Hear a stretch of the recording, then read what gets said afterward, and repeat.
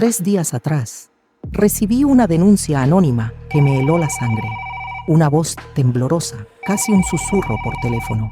Hay un niño encerrado en una casa abandonada en la zona rural. Los dueños se mudaron hace una semana, pero todavía hay alguien adentro. Escucho los gritos por la noche y cuando colgué ese teléfono, una sensación extraña se apoderó de mí. No era solo otro caso, era algo que iba a cambiar mi vida para siempre. Llegué a esa propiedad una tarde gris, con el viento cortando mi cara como cuchillas de hielo. La casa, muerta por fuera, ventanas tapadas, jardín abandonado, un silencio que pesaba sobre mis hombros como plomo derretido. Pero yo lo sabía, yo lo sentía, había vida ahí dentro. Empecé a rodear la propiedad, buscando una forma de entrar. Cada paso sobre la tierra irregular hacía que mi corazón latiera más fuerte. Había huellas frescas en el barro, huellas de adultos, saliendo de la casa, no entrando. La puerta trasera estaba entreabierta, balanceándose con el viento como una invitación macabra. Empujé despacio, y el chirrido de las bisagras oxidadas retumbó por la casa vacía como un grito de auxilio. El olor me golpeó de inmediato. Moho, humedad y algo más, algo orgánico, humano. Miedo puro materializado en el aire. Empecé a caminar por los cuartos vacíos, mi linterna cortando la oscuridad como una espada. Sala vacía, cocina abandonada, con platos sucios en el fregadero, habitaciones sin muebles, solo marcas en el suelo donde antes estaban. Y entonces lo escuché, un sonido apagado viniendo desde abajo, como si alguien se moviera o llorara. Encontré la puerta del sótano, cerrada por fuera con un candado nuevo, brillante. Alguien la había instalado hace poco. Alguien quería que lo que estaba ahí abajo nunca saliera. Forcé la traba con un destornillador que encontré en la cocina. Mis manos temblaban, no de miedo, sino de pura rabia, porque ya sabía que lo que iban a encontrar ahí abajo sería una de las cosas más indignantes de mi carrera.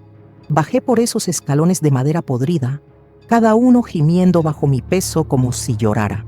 La luz de mi linterna bailaba en las paredes húmedas, creando sombras que parecían observarme. Y ahí, en el rincón más oscuro de ese agujero infernal, estaba él. Un niño de no más de 8 años, encogido contra la pared de concreto helado.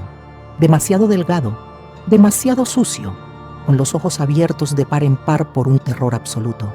Cuando la luz de mi linterna lo alcanzó, trató de hacerse aún más pequeño, como si quisiera desaparecer dentro de su propia piel. Pero no fue su estado lo que me impactó primero. No fueron las ropas rotas, ni los signos de desnutrición. Fue el papel arrugado que apretaba contra el pecho con sus manitas temblorosas. Un papel viejo, roto, con algo escrito que no alcancé a leer bien en la penumbra. En ese momento, mirando a ese niño aterrorizado, una sensación extraña me envolvió. Algo no cuadraba. Los niños no se olvidan en una mudanza. No se encierran en sótanos con candados nuevos por fuera. Alguien quería que desapareciera. Alguien quería que muriera ahí, solo en la oscuridad. ¿Pero por qué? ¿Quién era ese niño? ¿Y qué decía esa nota que protegía como si fuera lo más valioso del mundo? Llamé a los rescatistas, por supuesto, pero mientras esperaba que llegaran, una certeza crecía dentro de mí como un tumor. Esta historia estaba lejos de terminar, porque cuando un niño es abandonado para morir así, siempre hay secretos mucho más grandes escondidos detrás. Y yo iba a descubrir cada uno de ellos. Los socorristas llegaron en 15 minutos, pero para mí parecieron horas eternas. Mientras esperaba, me senté al lado del niño. Mantuve distancia. No quería asustarlo más. Él me miraba, con esos ojos enormes, apretando el papel contra el pecho como si fuera su único escudo. Intenté hablar con él, pero las únicas palabras que salían de su boca eran susurros, incomprensibles. Estaba en shock profundo, deshidratado. Claramente había pasado días, quizás semanas, en ese agujero. Cuando los paramédicos finalmente se lo llevaron, logré echar un vistazo rápido al papel que sostenía. Era viejo, amarillento, con una caligrafía temblorosa. Y el nombre que estaba escrito ahí Nicolás Herrera, pero ese nombre no coincidía con nada. La casa estaba registrada a nombre de una familia Morales. Los vecinos me dijeron que los Morales habían vivido allí por años y que se mudaron hace una semana, con una prisa extraña. Entonces, ¿quién demonios era Nicolás Herrera? ¿Y por qué un niño protegía ese papel como si su vida dependiera de él? Decidí ir al hospital donde lo habían llevado. Necesitaba entender qué estaba pasando. Pero al llegar, me encontré con algo que me heló la sangre. El niño había sido registrado como niño no identificado. Nadie lo había buscado, ni una llamada, ni una visita, como si simplemente no existiera para nadie en el mundo. La trabajadora social me dijo que lo trasladarían a un albergue temporal hasta que apareciera algún familiar. Pero yo lo sabía, yo lo sentía. Nadie iba a aparecer, porque quien lo encerró en ese sótano no quería que lo encontraran vivo. Fue en ese momento que tomé una decisión. No iba a dejar que esta historia quedara enterrada. No iba a permitir que otro niño fuera olvidado por el sistema. Porque te voy a contar algo sobre mí. Mi nombre es Isabela Duarte. Tengo 45 años y soy investigadora privada desde hace casi una década. Pero esta no era mi vida antes. No antes de ser traicionada por la persona que más amaba. Antes de eso, yo era solo una mujer común, alguien que creía demasiado, confiaba demasiado y callaba demasiado. Cuando fui traicionada de forma cobarde, decidí que nunca más dejaría que la verdad pasara desapercibida. Nunca más permitiría que el dolor de alguien fuera barrido bajo la alfombra. Desde entonces, he usado cada pedazo de mi dolor para ayudar a personas que han sido olvidadas, maltratadas o engañadas. Personas como el pequeño Nicolás. Si llegaste hasta aquí y sientes que esta historia merece ser contada, que estas verdades deben salir a la luz, entonces deja tu like en este video, suscríbete al canal y activa las notificaciones. Eso nos ayuda muchísimo a seguir compartiendo historias que muchos quieren enterrar.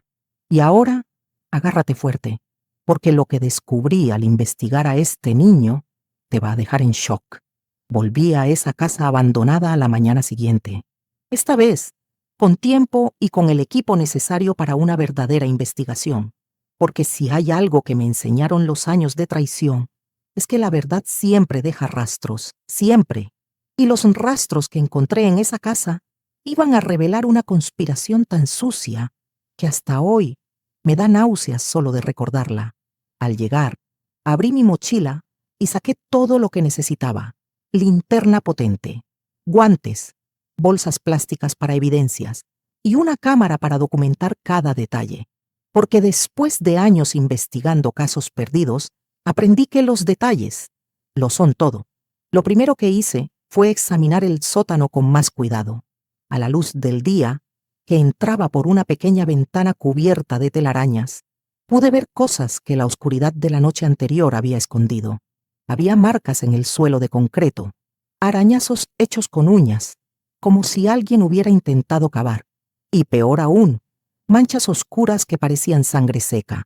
Ese niño había luchado para salir de ahí, pero lo que realmente me llamó la atención fue una esquina del sótano, donde el concreto era distinto, más nuevo, más claro, como si alguien hubiera hecho un parche recientemente.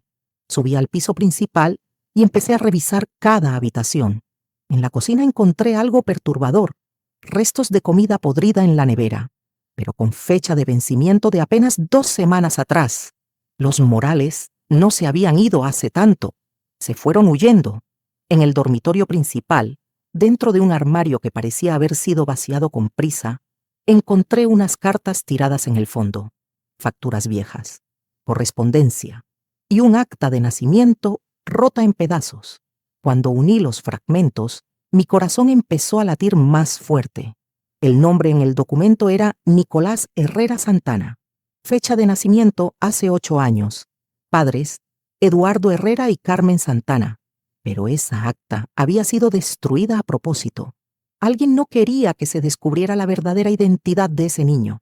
Seguí buscando y debajo de una tabla suelta en el suelo del cuarto, encontré algo que hizo que todo empezara a tener un sentido escalofriante. Una carpeta de documentos escondida, escrituras antiguas de la propiedad. testamentos y fotos de una familia que yo nunca había visto antes. Un hombre, una mujer y un bebé. La escritura más antigua mostraba que esa propiedad pertenecía originalmente a la familia Herrera. Eduardo Herrera había comprado esa tierra hace 15 años, pocos meses antes del nacimiento de Nicolás. Pero había algo más. Una póliza de seguro de vida por $500,000 a nombre de Eduardo Herrera y una cláusula que me revolvió el estómago. En caso de muerte de los padres, toda la herencia y propiedades pasarían automáticamente al único heredero, Nicolás Herrera Santana. De repente, todo empezó a encajar de una forma terrible. Ese niño no era un huérfano abandonado. Era un heredero que alguien había intentado eliminar. Pero ¿dónde estaban Eduardo y Carmen? ¿Por qué la propiedad estaba registrada a nombre de los Morales? Y lo más importante, ¿quiénes eran esas personas que criaron a Nicolás como si fuera su hijo, solo para luego intentar matarlo? Las respuestas que encontré en los días siguientes iban a revelar una de las estafas más crueles que he presenciado en mi vida. Con los documentos que encontré, tenía lo suficiente para empezar a rastrear la verdad. Eduardo Herrera y Carmen Santana no eran fantasmas, eran personas reales, personas que habían desaparecido, sin dejar rastro. Pasé los siguientes 2 días revisando registros civiles, hospitales y bases de datos públicas. Y lo que descubrí fue aún más perturbador. Eduardo y Carmen habían muerto en un incendio en la misma casa donde encontré a Nicolás.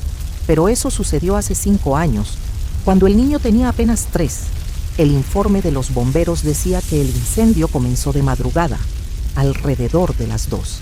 Causa probable: fallo eléctrico.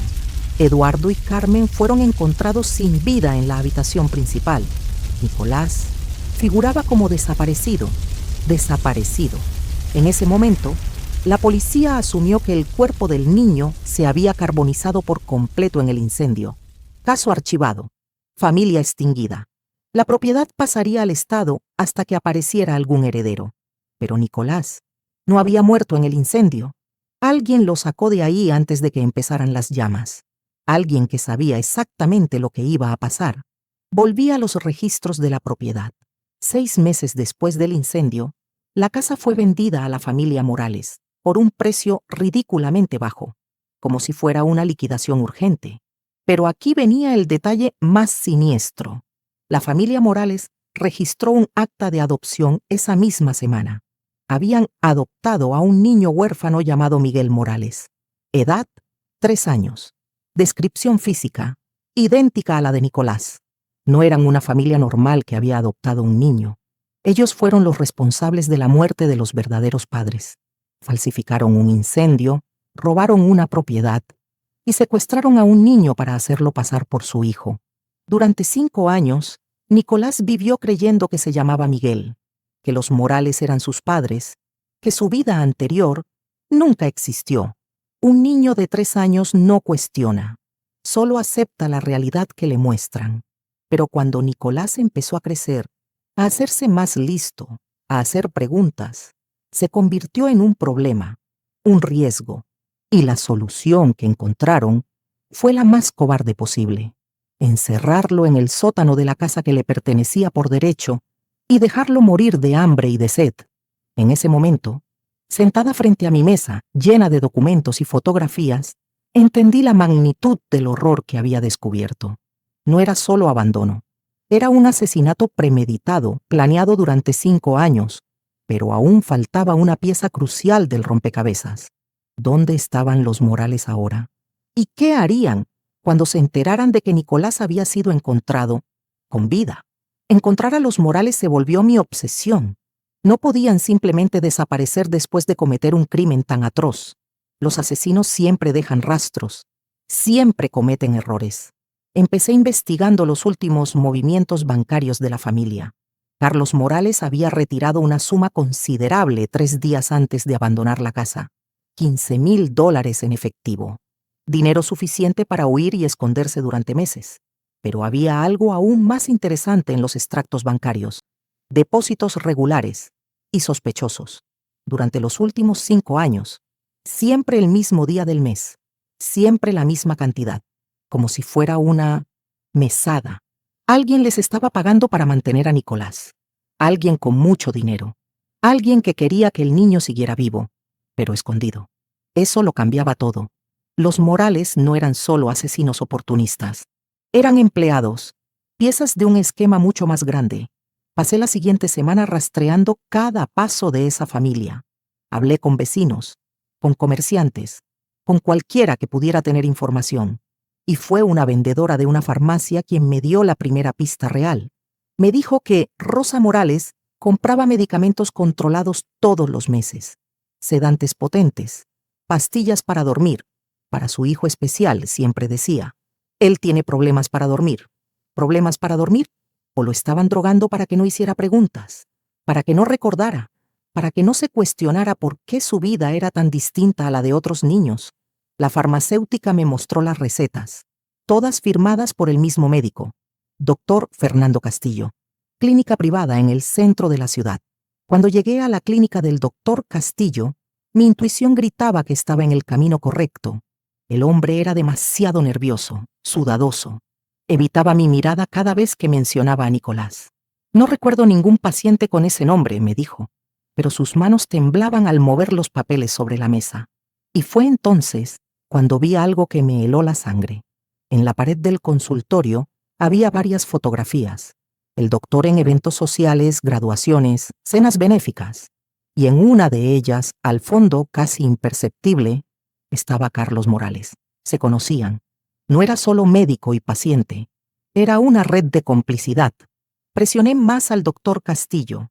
Le dije que sabía de las recetas, de los medicamentos, de todo. Y entonces se derrumbó.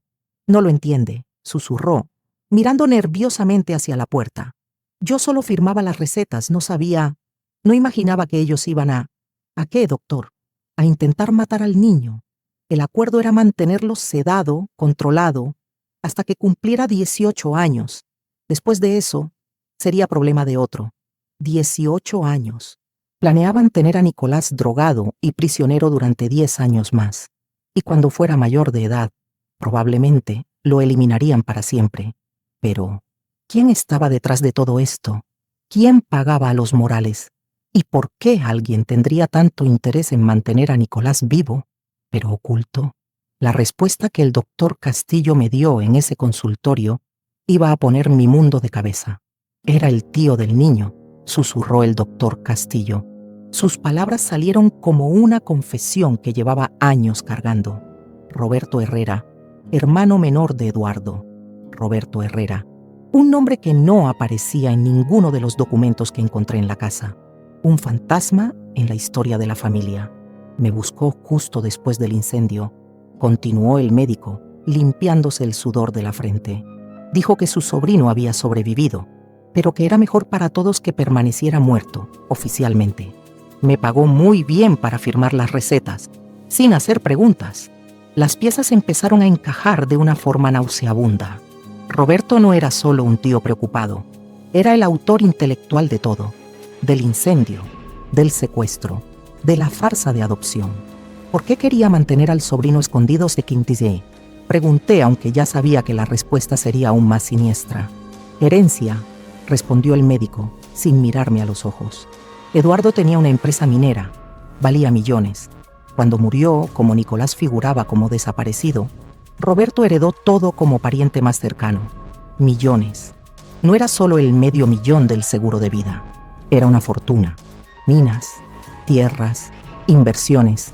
Y Roberto Herrera había matado a su propio hermano para quedarse con todo. Pero había un problema. Si Nicolás aparecía con vida y probaba su identidad, toda la herencia volvería a él automáticamente. Roberto lo perdería todo.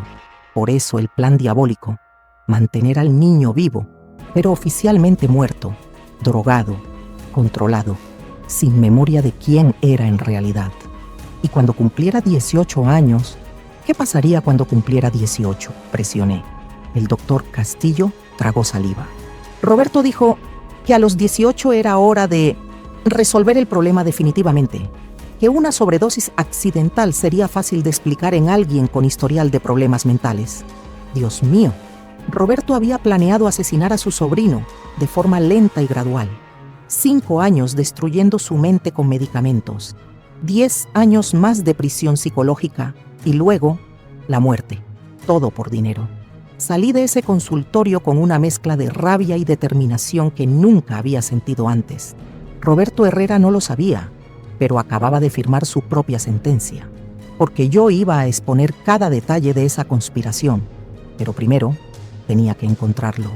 Y tenía una sospecha de dónde podría estar. Si Roberto había heredado la empresa minera de su hermano, no estaba escondido, estaba ostentando, viviendo la vida que le robó a Eduardo con el dinero que le pertenecía a Nicolás. Lo que descubrí sobre Roberto Herrera en los registros corporativos confirmó mi sospecha. No era solo un asesino.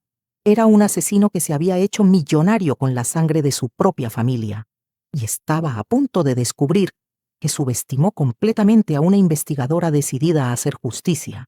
Encontrar a Roberto Herrera fue más fácil de lo que imaginé. No estaba escondido, estaba exhibiéndose.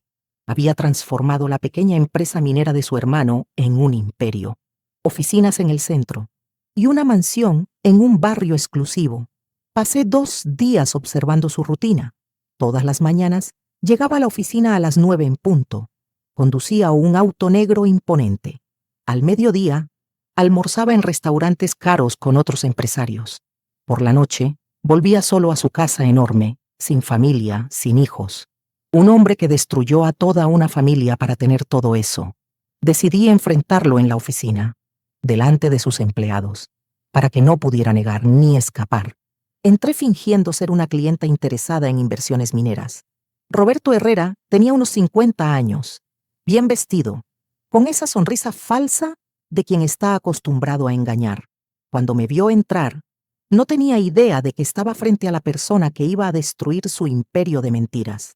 ¿En qué puedo ayudarla, señora? Duarte, Isabela Duarte. Y en realidad, señor Herrera, vengo a hablarle de su sobrino.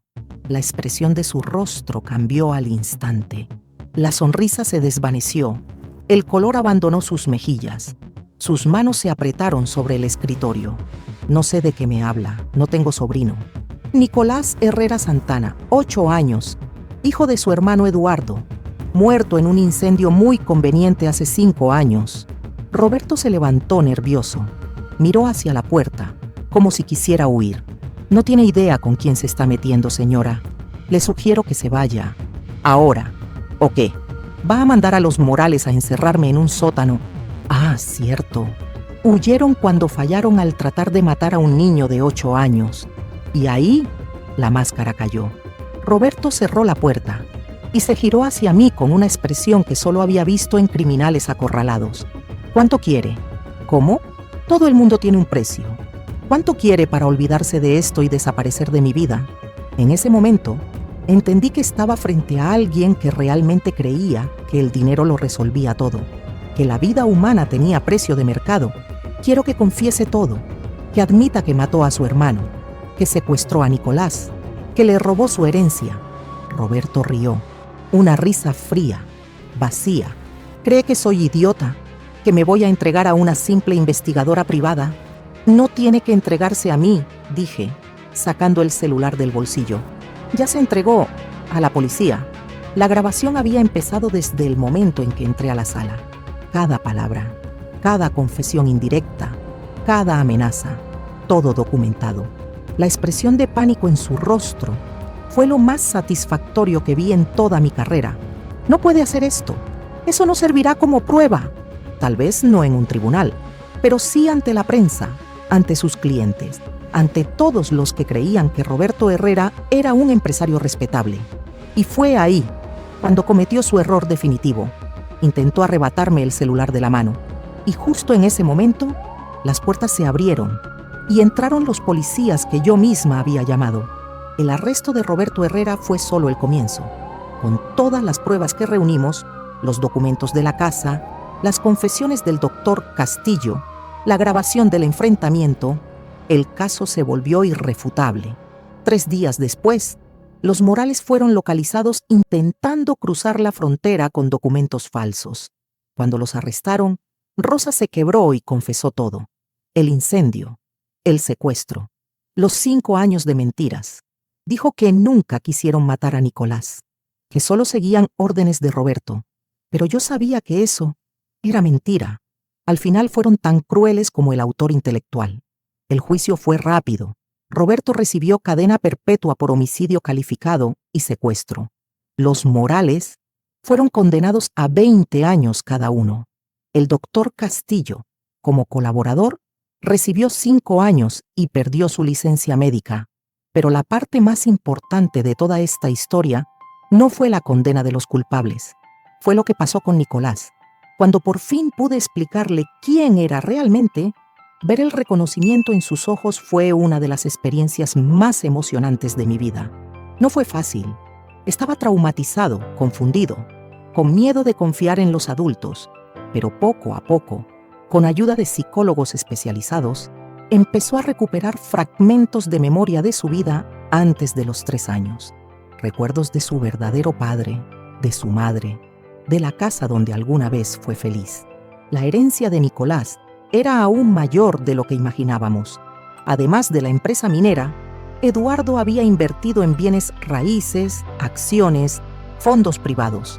Cuando los abogados terminaron de hacer el inventario, descubrimos que ese niño de 8 años era dueño de una fortuna de más de 10 millones de dólares. Pero el dinero no era lo que Nicolás más necesitaba. Él necesitaba una familia. Durante el proceso de recuperación, Nicolás conoció a Carmen Rodríguez, una psicóloga especializada en trauma infantil que lo acompañó desde el principio.